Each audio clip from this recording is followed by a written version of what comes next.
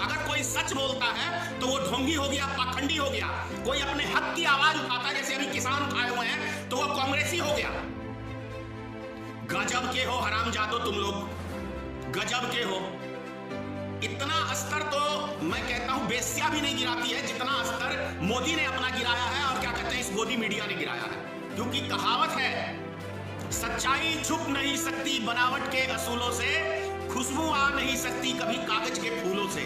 भरी जवानी में घर वाली को छोड़ के कौन भाग सकता है? या तो जो नपुंसक होगा वो भाग सकता है, या कोई घर का आवारा बच्चा होगा वो भाग सकता है, या किसी के नाजायज संबंध किसी और औरत के साथ होगा या लड़की के साथ होगा, वो घर वाली को छोड़ के भाग सकता है। घर से वही बच्चा भागता है जो एक आवारा और नालायक किस्म का औलाद होता है, वो भागता है। तुम साले न क्या कहते हैं बाल न बच्चा, फिर भी पता नहीं किसकी दलाली करते हो। सारा माल हड़प के गुजरातियों को भर दिया जेब। अभी भी गुजराती गया हुआ है ना नरेंद्र मोदी, वैक्सीन वही बन रही है।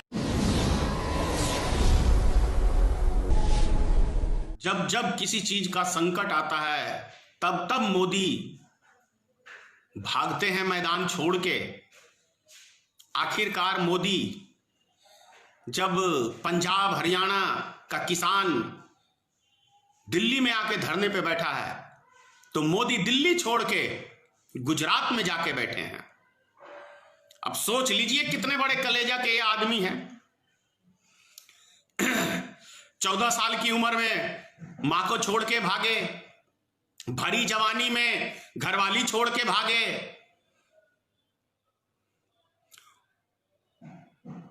अभी दिल्ली में जब किसानों से बात करने की जरूरत थी, किसानों को जरूरत थी, तो ये दिल्ली छोड़ के गुजरात भागे हैं। बहाना क्या है? कोरोना वायरस की वैक्सीन का जायजा करने गए हैं। कब आएगा कोई पता नहीं है। अपने बयान में 50 बारी मोदी जी कह चुके हैं कि कब आएगा हमें इसकी जानकारी नहीं है। लेकिन मुंह छुपा के भागा कैसे जाता है, यह कोई नरेंद्र मोदी से सीखे। दीपावली में सेना के साथ पटाखे छोड़ने जाएगा जहां शांति का माहौल रहेगा, और जहां माहौल गड़बड़ रहेगा वहां से दुम दबा के भाग लेगा। यह है भारत का शेर दिल प्रधानमंत्री। किसानों की मांग क्या आपको नहीं लगता कि जायज है?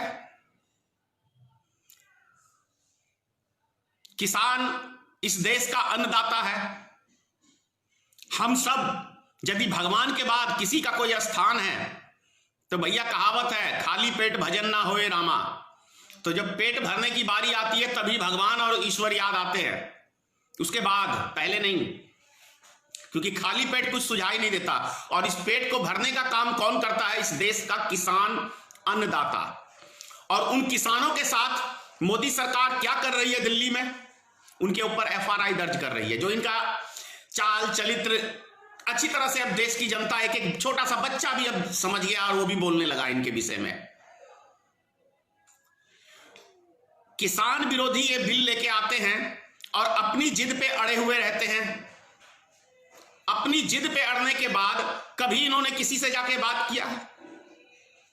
क्या मोदी सरकार को उन किसानों के पास जाके बात नहीं करनी चाहिए कि गुजरात जाके बैठना चाहिए? और अमित शाह को हैदराबाद जाके बैठा हुआ है क्या करने? नगर इकाई का चुनाव का प्रचार करने। और जेपी नड्डा कितना काम करते हैं ये लोग, चुनाव के लिए जीते हैं, सिर्फ चुनाव के लिए जीते हैं।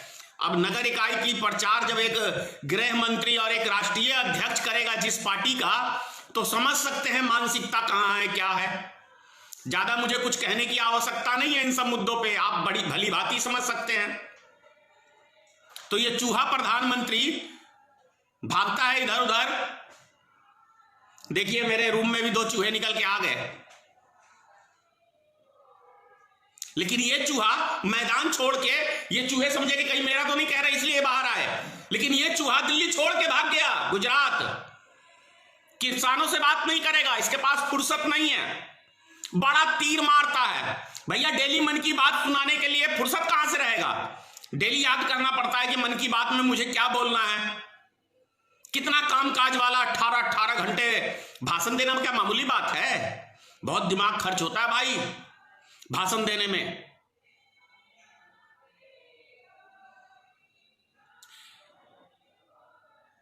सिर्फ 6.5 साल के अंदर, सिर्फ 6.5 साल के अंदर मोदी ही एक भारत का इकलौता, मैं कहता हूं मोदी क्या दुनिया का इकलौता एक प्रधानमंत्री है जो एक बच्चा भी इसके पुतले को जूते मारता है। महिलाएं मारती हैं, माता बहनें मारती हैं, बुजुर्ग मारते हैं। ये इकलौता भारत का प्रधानमंत्री है जिसका रावण के रूप में पुतला जलाता, फिर भी बेशरम है। बेशरम का तो ताज पहन के बैठा प्रधानमंत्री की गद्दी पे, बेशरम का ताज है इसके सर पे, ताज। जो काम चुटकी में हल होने वाला होता है उसको ये सालों टालता है ताकि हंगामा चर्चा में रहें, मीडिया में रहें सुबह शाम। उससे भी बड़ी बात क्या है कि गोदी मीडिया सब जो है पुलवामा हमले की चर्चा नहीं करती है। अभी किसान है, किसान के ऊपर किस तरह से बर्बरता हो रहा है उसके ऊपर चर्चा नहीं कर रही, सरकार से सवाल नहीं पूछ रही है। ये सवाल पूछ रही है किसानों से, ये सवाल पूछ रही है कांग्रेस पार्टी से। इसीलिए मैंने कल भी गाली दिया और परसों भी गाली दिया।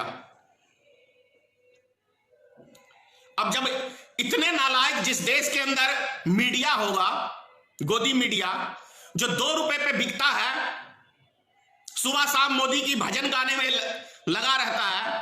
अब सोच लो किस कैरेक्टर का है ये गोदी मीडिया। इतना स्तर तो मैं कहता हूं बेस्या भी नहीं गिराती है जितना स्तर मोदी ने अपना गिराया है और क्या कहते हैं इस गोदी मीडिया ने गिराया है। बेस्या के भी कुछ कैरेक्टर होते हैं, कुछ असूल होता है, कुछ जुबान की वैल्यू होता है। ना मोदी की जुबान का कोई वैल्यू है, ना इस गोदी मीडिया का कोई वैल्यू है। सिर्फ 6.5 साल में इन्होंने सब चीज अपना गंवाया है। एक कहावत है, इंसान को अपना कैरेक्टर बनाने में सारी जिंदगी लगता है, खत्म करने में 2 सेकंड का काम है, तुरंत खत्म हो जाता है। तो उसी तरीके से भले मोदी गुजरातियों को बेवकूफ बना के प्रधानमंत्री बनाए, देश की जनता को बेवकूफ बना के, लेकिन जितनी तेजी से दिल में जगह बनाया था इस देश की जनता के अंदर, उतनी ही जल्दी से बाहर भी हो गया, गिर भी गया लोगों की नजर में। यह मोदी का कैरेक्टर बना है। क्योंकि कहावत है, सच्चाई छुप नहीं सकती बनावट के असूलों से, खुशबू आ नहीं सकती कभी कागज के फूलों से।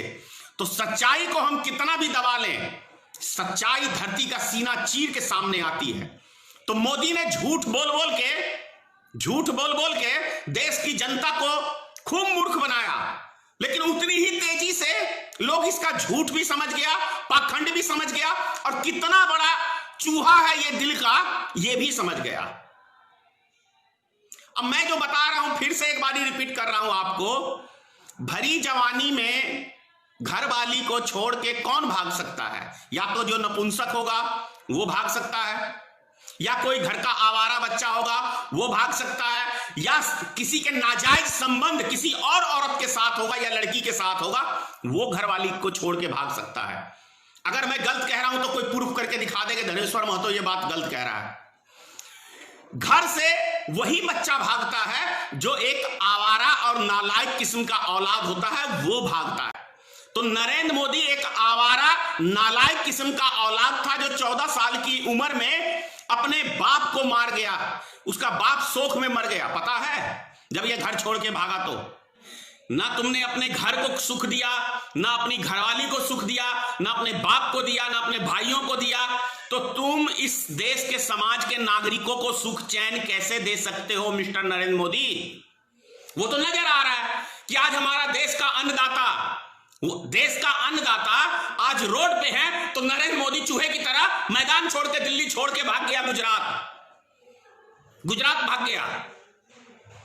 समझ में आ रहा है ना? जिस दवाई का अभी कोई अता पता ठिकाना ही नहीं है कि जनवरी में आएगा, फरवरी में आएगा, मार्च में आएगा, अप्रैल में आएगा, और ये कोरोना है कहां? अरे भैया, ये पूंजीपतियों के हाथों की बिकी हुई कठपुतली नरेंद्र मोदी ये गुजरात के उद्योगपतियों का सेटिंग करने गया है कि मैं इस बीमारी को जब तक हाईलाइट करता रहूंगा, जब तक आप कोई दवाई बाजार में ना निकाल के आपको बढ़िया कमाई ना करवा दूं, तब तक मैं इस देश की जनता को चक्की में पीसता रहूंगा। आप लोग टेंशन मत लो भैया। जब आपने मां बाप को पीसने का काम कर सकता है, अपनी घरवाली को पीसने का काम कर सकता है, तो जनता तो क्या है, इससे कौन सा संबंध है? जो जिसका इससे संबंध जुड़ा हुआ था उसका नहीं हुआ, तो देश की जनता का कैसे होगा, अन्नदाता का कैसे होगा? तो यह मोदी जी का चाल चरित्र चेहरा है। समझिए आप लोग भी, चुनाव के लिए मोदी जीता है। अगर कोई सच बोलता है तो वो ढोंगी हो गया, पाखंडी हो गया। कोई अपने हक की आवाज उठाता है, जैसे अभी किसान उठाए हुए हैं, तो वो कांग्रेसी हो गया। गजब के हो हरामजादो तुम लोग, गजब के हो। जिस दिन तुम्हारी मां ने कहा कि तुम्हारा बेटा नालायक है मेरा बेटा, तो तुम क्या कह दोगे कि ये मेरी मां हो ही नहीं सकती है? ये भी कहने में तुम लोग को, अंधभक्तों को, कोई देर नहीं लगेगा कि मेरा बेटा रास्ता भटक गया, तो तुम कहोगे कि मेरी मां ही नहीं है, मेरा बाप ही नहीं है। लग रहा है ना ऐसा? मतलब देश का छात्र आवाज उठाए तो वो देशद्रोही, देश का किसान आवाज उठाए तो वो कांग्रेसी पाकिस्तानी, देश की सेना आवाज उठाए तो वो फौजी नहीं हो सकता है, देश का दलित आवाज उठाए, देश की दलित बेटियां ये सब आवाज उठाएं तो वो सब विपक्ष ने उसको सेटिंग कर दिया है। तुम साले ना क्या कहते हैं बाल ना बच्चा, फिर भी पता नहीं किसकी दलाली करते हो। ये समझ में आता है, कुछ बाल बच्चों के लिए अरज कर लेता है तो समझ में आता है, ना आगे नाथ ना पीछे पग्गा। फिर तो देश के लिए मरते कम से कम हरामियों, मर रहे हो अपने बाप उद्योगपतियों के लिए, गुजरातियों के लिए। सारा माल हड़प के गुजरातियों को भर दिया जेब। अभी भी गुजराती गया हुआ है ना नरेंद्र मोदी, वैक्सीन वहीं बन रही है ना गुजरात की कंपनी में। समझो देश की जनता, समझो।